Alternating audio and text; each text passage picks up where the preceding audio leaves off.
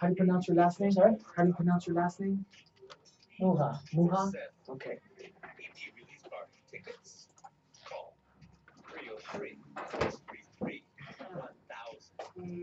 Sound like you're thinking.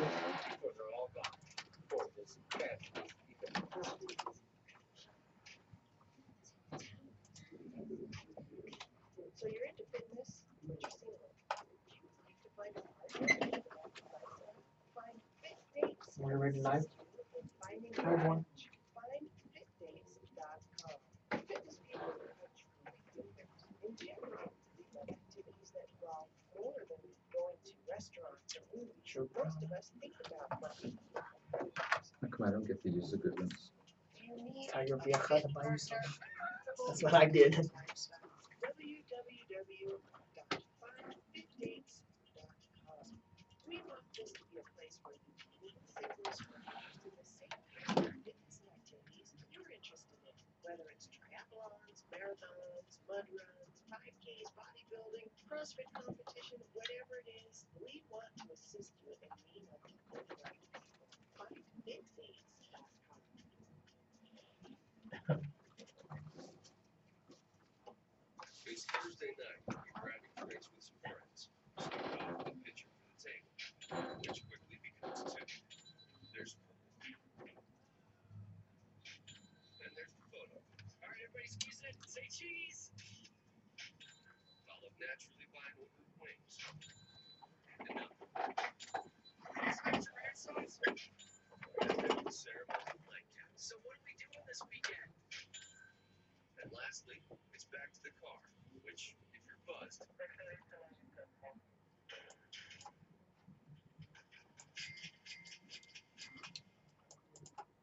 be the most expensive night of your life. Getting pulled over for buzz driving could cost you $10,000 in fines, legal fees, and increased insurance rates. Nothing kills a buzz like getting pulled over for buzz driving, because buzz driving is drunk driving. Brought to you by the National Highway Traffic Safety Administration and the Ad Council. This has been a public service announcement from your friends at KUHSdenver.com. Have you heard Music Alive yet? It's interviews of local and regional musicians and artists, hosted by the dynamic duo DJ Jess and Henry Archuleta. You can hear DJ Jess from 2:30 to 3 o'clock every Saturday, and then the second half is hosted by Henry Archuleta from 3 to 3:30. All at KUHSdenver.com. KUHSdenver.com is DJ Jess with you on this beautiful Saturday afternoon. Now, I know we did some tributes yesterday and today. Today's tribute was for good reason, though. For Elvis Presley, it doesn't get any better than the king of rock and roll. But before we get to our special guest here on Music Alive, as always, to my left, if you're streaming live on KUHSdenver.com, the man, the myth, the legend, Mr. Henry Archuleta. I thought you owned that. I thought the king That's of what rock and roll owned That's it, what I you know? put on your on your post on Facebook. The Music Alive show goes a long ways here. We've been kicking some butt, DJ Jess. We've been having some really good guests, and again, you just overdo it. You always overdo it. You brought in the whole huge, not just a small piece of the library of Right. Elvis. Right. That was really well done, Jess. Man, he has so many albums, so many songs. It was hard to pick and choose. You And know some what of I the mean? history that you put behind it was Right. even on top. That was just classy A1 stuff. Well, and it thank leads you. right into what? Shelvis. Shelvis.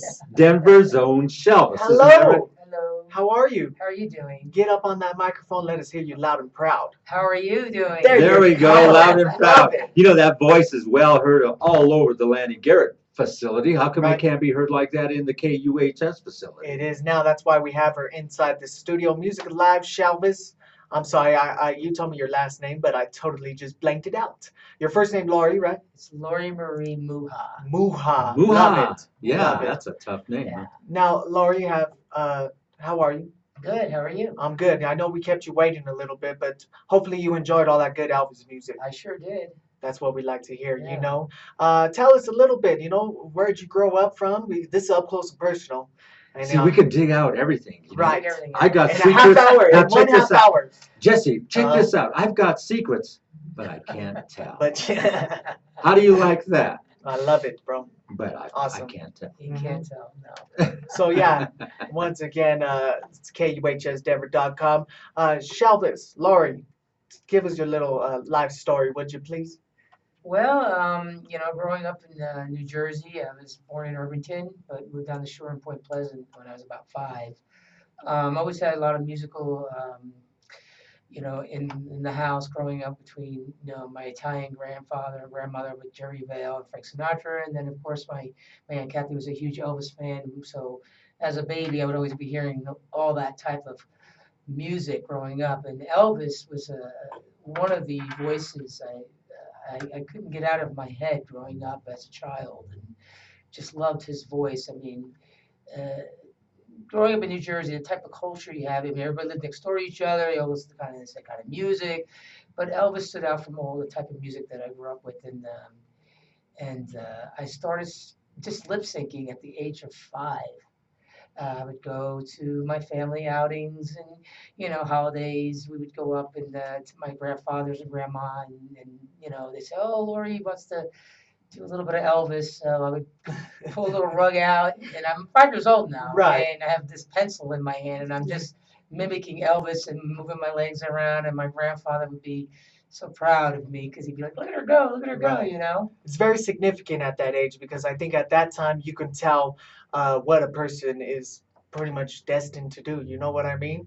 I'm could relate to that because when I was 4 or 5 years old, I was singing and dancing to the Temptations. So it's good to be brought up in a musical family that accept that. Especially Elvis. So Yeah. what are you saying? At 5 years old, I was chasing the girls and kissing them, making them cry. Uh, Is that still going on or what? no, What are I you don't saying? think so anymore, bro. I think I'm you're good chasing the now. girls and they're just crying. Yeah, they're crying because you're chasing them now. Yeah. No, Come on, let's get on with Shelvis. What are you talking about? Come on, I want to hear more about Shelvis. I know.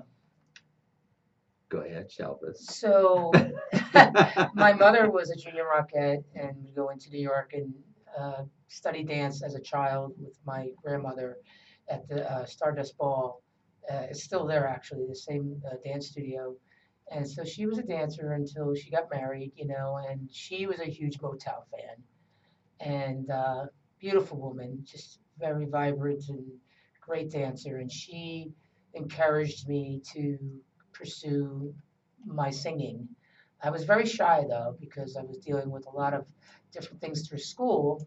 Because at the age of probably 9 or 10, that's when I really realized I wanted to be in show business because I got to see Elvis Presley live in concert in 1975. She took me, and the reason she took me is because I had a hard time in school because I had dyslexia and my spelling was not so well. And she said, "Lori, if you worked a whole year and you get an A in spelling, I'm going to take you to see Elvis Presley."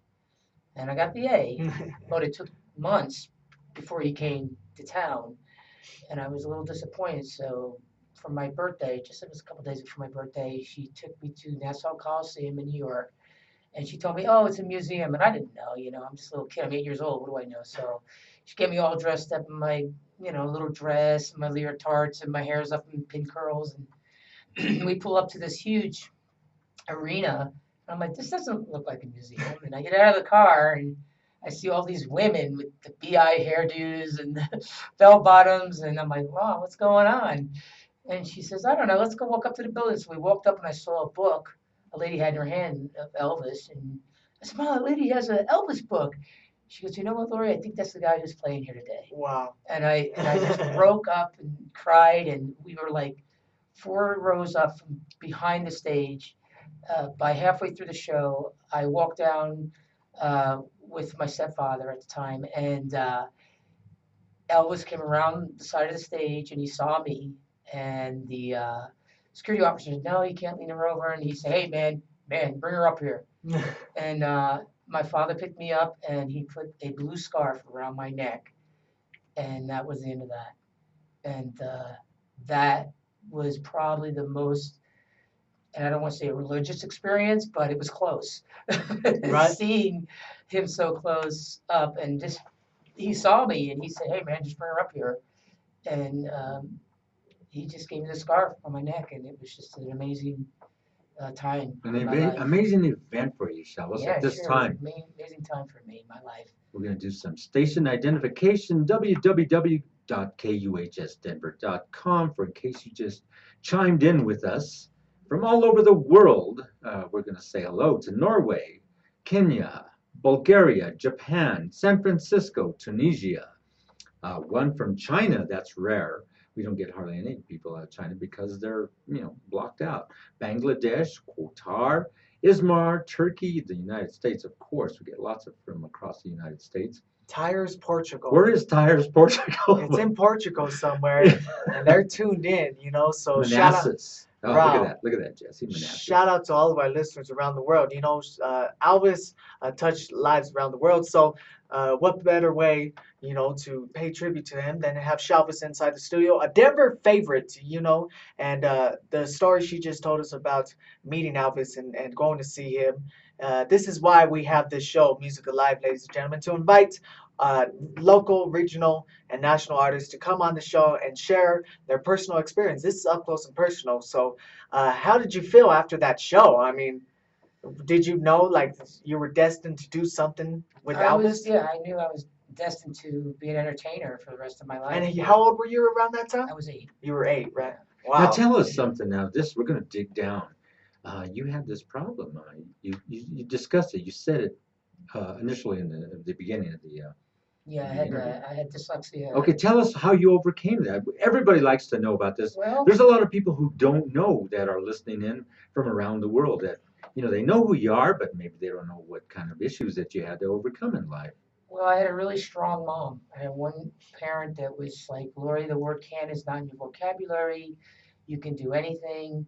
I believe in you." And so she helped me get tutoring, and she supported me, and she put me into schooling in New York for improvisation, voice class, so I can get out of that shyness I had. But I think most of the shyness was because I was afraid, because I had the reading disorder, and it was difficult to read scripts and get out and read cue cards. It was different back then than it is today.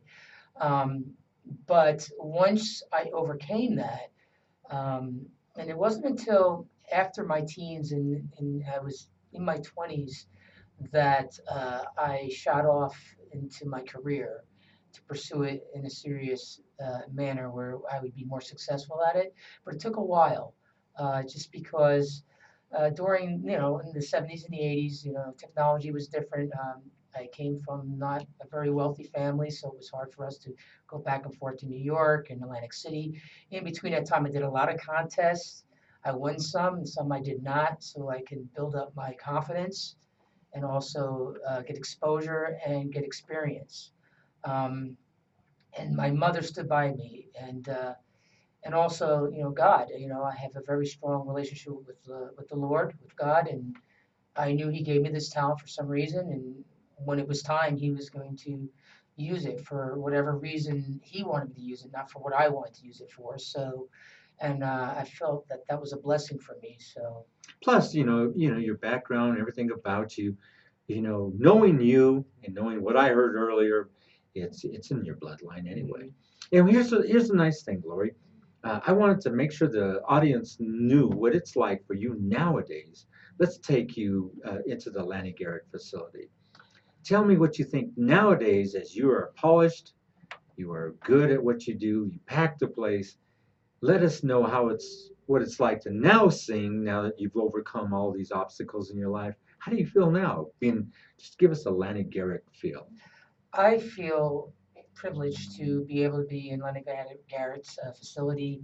And for me, uh, through all the years that I've cultivated this show, um, it's about the fans. It's about the people. It's about people who believe in me like Lenny Garrett did and gave me an opportunity. It makes me feel very, very blessed and successful that I can give the best of my ability to entertain people And it's not about me. It's always going to be about the people and the fans, because that's what makes you who you are. And you know you're doing a good job when they come back and see you over and over again. And that's rewarding to me. And that's the feeling I get whenever I'm at Lena Garrett's, or at Nisi's, or at Herman's Hideaway, or wherever they have us. That's how I feel. And when you're up on stage and you're giving your delivery there, you know now, hey, look at me at this point in my life. I'm entertaining all these people and I've overcome a lot of obstacles, yet I'm getting to do what I love. Give us a synopsis of what it's like now at this age, this time in your life. Where are you headed? What are you going to do next? Well, we're pursuing more shows, trying to get into other events and venues that are going to appreciate our show more, uh, for our type of genre of music. Just keep on doing the shows, and whatever happens, happens. Life is like a banquet, and so you have to enjoy the fruits as they come along. So I'm just going to keep on doing what I'm doing, and whatever God's plan is for my future, that's up to him. And for those of these folks out there, give me the opportunity. I'm going to do the best job I can, because if I can't, I don't want to do it anymore. And Lori, check it out. Why don't we do a shout out to your current band right now? Now, let's let us know who's all in the group and say hello to everybody and go from there. Well, we have Gary Osborne. He's the bass player and also the manager of the band of the Roustabouts. And Gary is a phenomenal person and individual. He's come into my life and he's been such a good mentor for me. Love his playing. We have Ed Downs, who's a phenomenal lead guitar player, very polished, just a very, very charismatic guitar player. Kelly Sheridan is a flautist and keyboard player and bass player, and she's just a wonderful add to the show with her flair of playing with her flute, and also her keyboard playing and her background vocals. She does a great June Carter when we do our Johnny Cash medley. We have Susan Connor, our backup singer, and she's also my Sandy with our reset. She does a phenomenal job. And Laura Whitlock, who is my partner in life, and she is my rhythm guitar player and a wonderful lady, and she adds so much to the band. And she's great in marketing, because that's her career, and she does a lot for us. And then we have Kurt, who is just a wonderful drummer. Um, he's fairly new to the band, and he adds a taste of the flair of the band. The drummers haven't. Every drummer has been different, and I am so thankful for Kurt and his hard work. Well, that's awesome. Henry likes to move fast. You got to watch out for guys like this. You just got to watch out. We got to keep those questions towards the end. I want to know about the show. What is your show? I mean, what makes it different than any other tribute show to Elvis? Or how did Shelvis come about? Is what I want to know. Well, I did a lot of female impersonations, and I was doing a lot of shows as myself, but it wasn't different from everybody else. I mean, everybody wanted to be a big superstar singer, like Whitney Houston, what have you. And I was more of a cabaret kind of person. I liked live performances and stuff. So I created the show, Shelvis and the Roustabouts, but it was just Shelvis before the Roustabouts came along. I did a lot of it karaoke style and did my own shows, which I still pull in a lot of folks. And I got the idea from the movie Victor Victoria with Julie Andrews, and I said, you know what?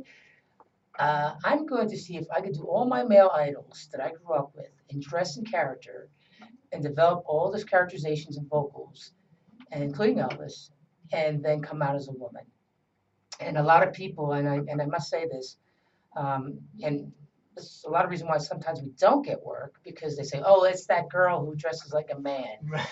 And to be politically correct, yes, I'm dressing like a man, but I'm not a man. I'm an entertainer. And you're not really trying to be a man in a sense, right? No, your concept is Shelvis, Right. as a female dressed up as Elvis. To me, I think that's an exotically really nice way to deliver. I mean, it's not like you're a cross dresser, No, like, no. Like Yeah, I'm not a Jesse- drag Jesse- king Right. or a drag queen. Right. Actually, I have to say, and this is nothing against the gay community, but they don't support me. Oh yeah, they do support a lot of They don't support me like, just, the community itself.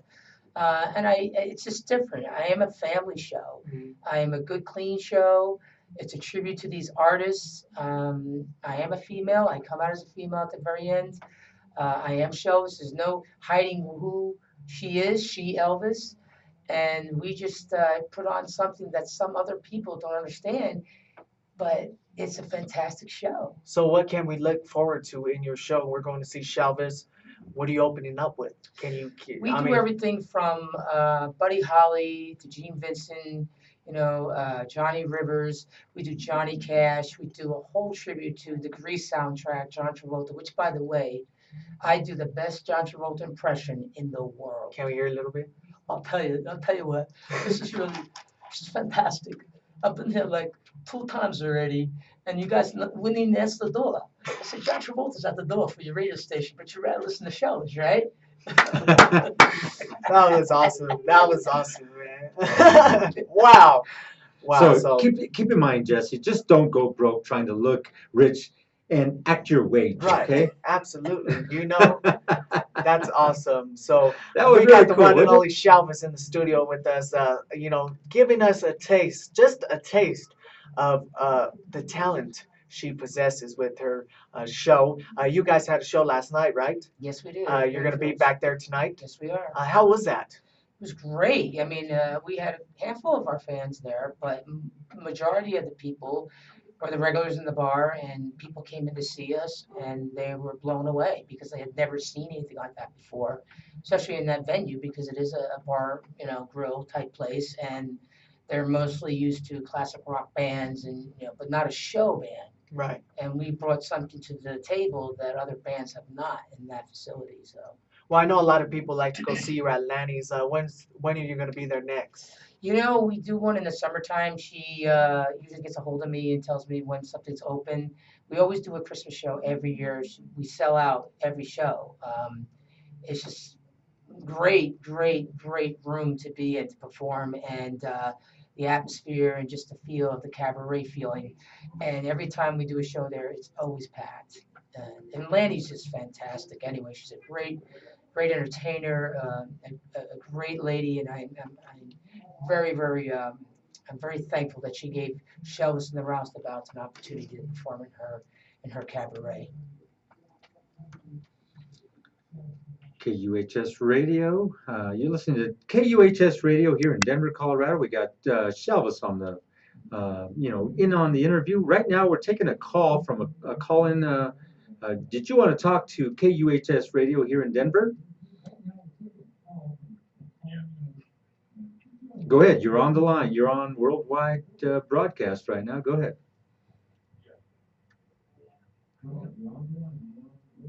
Hello, hello, hello. Turn your background music down a little bit so we can hear you.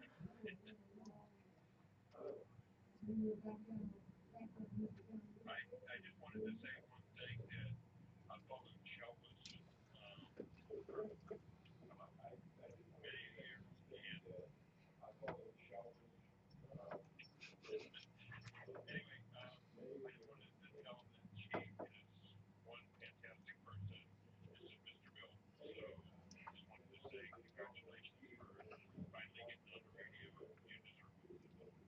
Well, Mr. Bill, right there. Well, Mr. Bill, it's nice to hear that you called in. We took that call for Shelvis and see what's going on.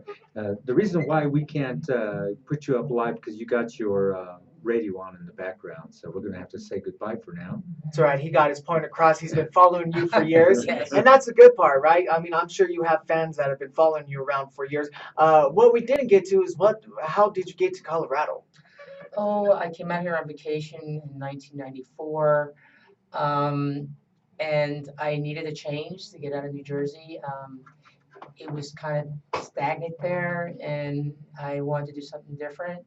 So went up to the mountains, and I said, "Oh, this is where God lives. I got to come here." And then I just moved here. That happens sometimes. People come to visit and never leave. So. What happened? How have you found the music industry here in Denver, Colorado to be different from that in New Jersey or New York? I mean, I know it's a little Now, bit we don't smaller have to problem. park the car and stuff like Right. that. That's Boston. Well, don't call me a Boston person. I know, no, but no, I'm saying that when they talk I'm like from that, they New talk. Jersey. Yeah, That's a whole different piece of bread on the table. Right? you got that right. But there's a lot of people who are from New Jersey that I we am talk not a to. Patriots fan. I know. Yeah. Oh, I love that one. I'm a Denver, Colorado Okay. fan. Yeah, that's what we love And to before you hear. go on with what you're going to say to Jesse, are you rooting the Broncos on?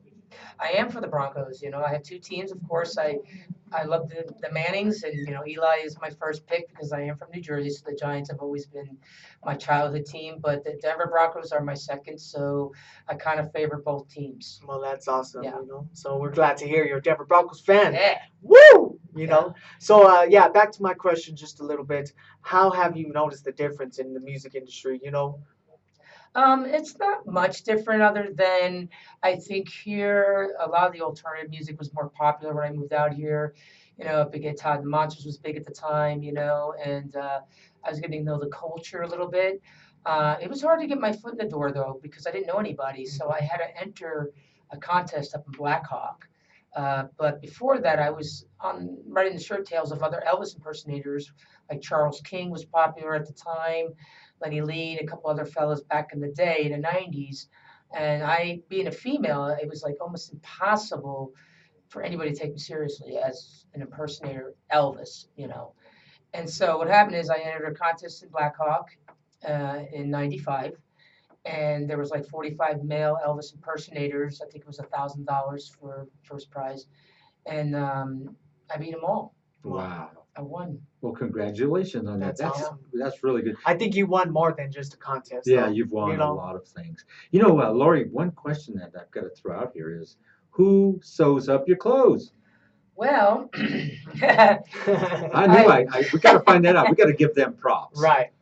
Well, there's a gentleman by the name Ron. He's a retired Elvis impersonator, owns a warehouse out in Las Vegas, and I get all my costumes from him, and they're all authentic. They're all done. I was just going to ask you if they were authentic. Yes, they are. They're all authentic, and they're very expensive, from rings to glasses to the belts to the jackets. Wow. Everything is done as a replica of what Elvis wore.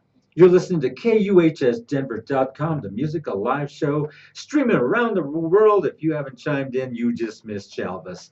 We got DJ Jess, the young wonder of Denver, Colorado, on board, and my name is Henry Archuleta. I hope you enjoyed this portion of Musical Live with Shelvis. You got to hear a little history. There's so much more to share, but we're trying to share all of what Denver has to offer, and everybody's loving it.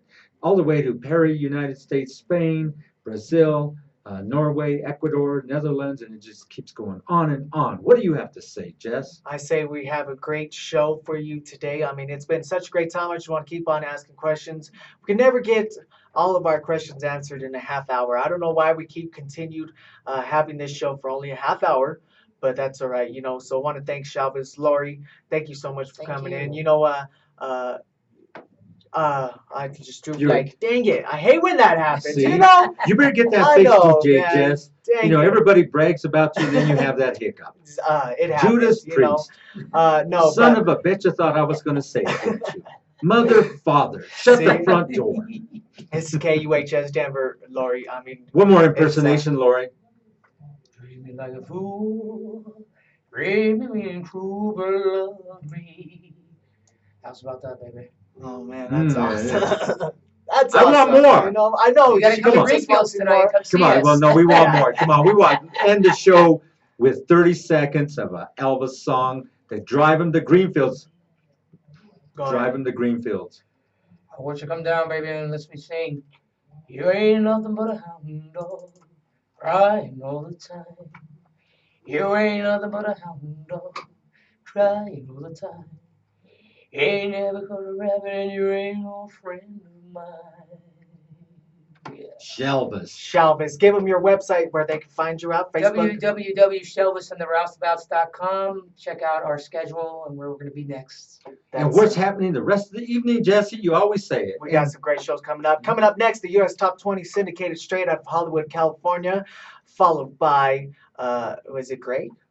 No, it's Bedroom Discussions. Oh, yeah, it's Bedroom Discussions with your host, Miss Emily Wang. And then after that, It's gonna get you in the mood. A little bit of heartbeats for you, hosted by the Love Doctor, Mr. Danny Ulibarri. Until next time, check me out tomorrow. Oh, Greg Uh, Rashid too. Oh, Greg Rashid's after that. Out of See, I knew Washington, it, man. I D.C.? knew it. Yeah. Washington D.C. Greg Rashid coming up this evening.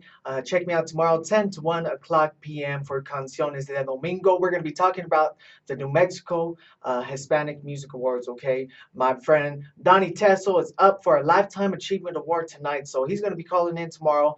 We'll see how the night goes. But until then, It's been real, Jesse. You're always on point. it's been real. It's been fun. Next week, Jacob Cade of the Jacob Cade Band is going to be in the studio. You know, he's only 17 years old and is already up for a Rockin' Raven Award, bro. It's because, you know what? Young people are the driving force of what's going on. Look at yourself.